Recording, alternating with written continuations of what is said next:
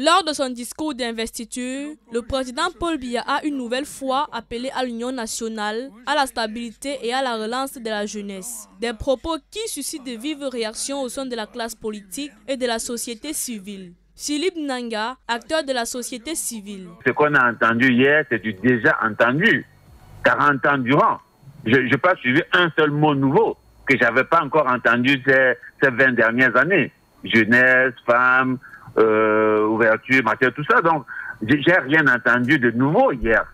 Donc, c'est pour ça que je dis, moi, je suis sur autre chose. Le commentaire à faire, si on est sérieux, si on est un Camerounais sérieux, on ne peut pas penser que hier, il y a eu quelque chose de nouveau. Du côté de la classe politique, les avis divergent, mais les critiques dominent. Plusieurs acteurs jugent l'appel au dialogue du chef de l'État incohérent. Biya, je ne pense pas qu'il soit un homme de dialogue.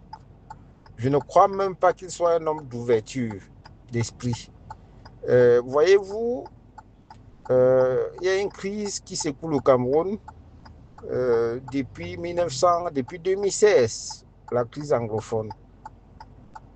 Après plusieurs moments d'attente et après des milliers de morts, il a finalement consenti, après plusieurs pressions. Le même acteur politique souligne par ailleurs que le discours du président est... Je pense que c'est un discours qui est totalement en déphasage avec la réalité de ce que nous vivons au quotidien. Et je crois que c'est dans les habitudes de M. Biya de servir aux Camerounais des discours aériens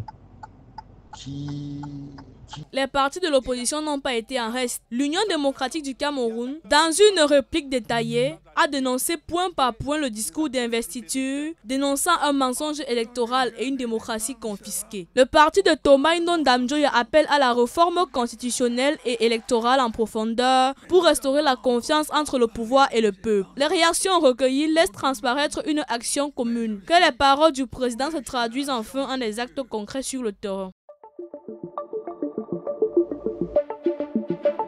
Le Messager télévision, à l'écoute du peuple.